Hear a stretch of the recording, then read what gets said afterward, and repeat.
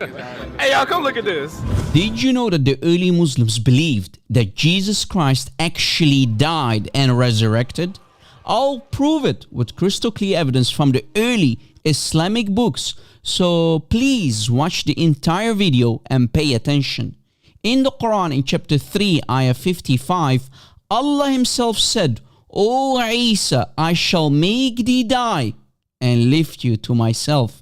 And the word is mutawaffika, which means I made you die. So the Quran itself confirms the death and the resurrection of Christ. The word mutawaffika on itself, without any extra additional words, can only refer to death. On top of that, the famous companion Ibn Abbas, in his explanation for this ayah in Sahih al-Bukhari, explained that the word mutawaffika means mumituka, maut, and maut means death in Arabic. And one of the writers of the Dawah script, Adnan Rashid, raised a challenge and said, if the word maut is used, then there is no further discussion about his death.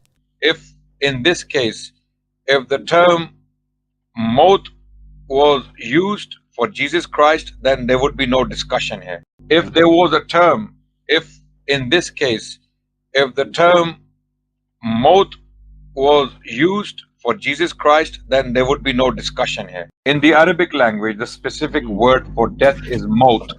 Maut. And of course, Ibn Abbas used the word mumituka, maut. And the early famous classical Sunni scholar Imam al-Razi, in his tafsir, raised a problem and said, Christians, despite their great numbers in the east and west of the earth, and their intense love for Christ and their exaggeration in his affair, reported they saw him killed and crucified. If we, meaning Muslims, deny that, it would be an attack on what has been proven by tawatur, which means mass transmission. And attacking tawatur, mass transmission, requires attacking the prophethood of Muhammad and the prophethood of Jesus, and even their existence and the existence of all the other prophets. So all of that is worthless. So Imam al-Razi explains, if you as a Muslim deny and attack the crucifixion and the resurrection of Christ, you have attacked the prophethood of Muhammad and the prophethood of Jesus and even their existence.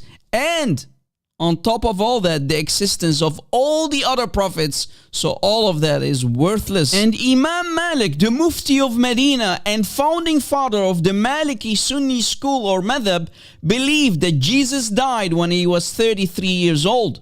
And on the same page we read again that Ibn Abbas said, Inni mumituka maut, I shall make thee die. And Wahab bin Munabbah said, Tawaffahu Allah bil maut 3 ساعات ورفعه فيها ثم أحياه الله بعد ذلك وفي بعض الكتب 7 ساعات. Allah caused him to die. Again, the word maut is used for 3 hours, and then he raised him up, and Allah resurrected him back to life after that. And in some books, after 7 hours. And in the tafsir of Al-Qurtubi, for chapter 46, ayah 35, we read that some of these prophets were crucified on wood until they died.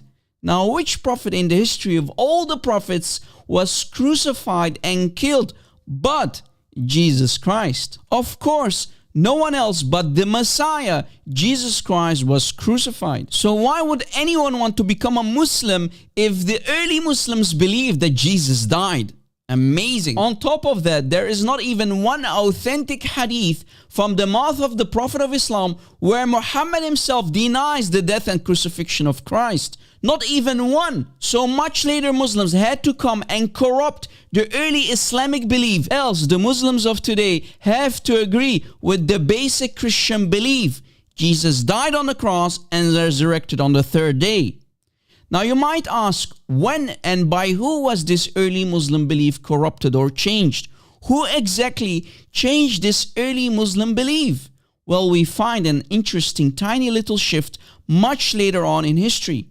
400 years later, after the death of the Prophet of Islam, in the 11th century, a historian by the name of Ibn Hazm al-Andalusi, better known as Ibn Hazm, in his famous work called Al-Muhalla, Volume 1 on page 23, we can read that Ibn Hazm said that when Jesus spoke to Allah in chapter 5 of the Quran, ayah 117, Jesus said, "When you, Allah, caused me, Jesus, to die."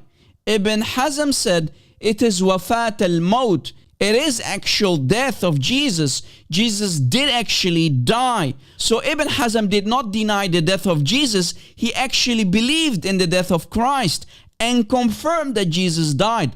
But what Ibn Hazm said next is very interesting. Watch. Ibn Hazm concluded the one who said that Jesus was killed or crucified is a kafir, a disbeliever.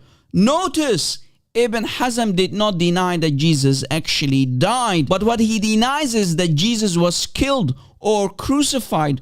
You might think why? Because this would have agreed with Christianity, right? And that would be a problem.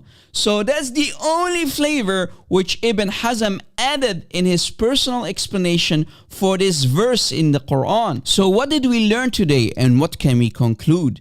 We can safely say that much later in history, Muslims slowly started to corrupt and change the early Islamic narrative till they completely denied the death of the Messiah in Islam just to disagree with Christianity.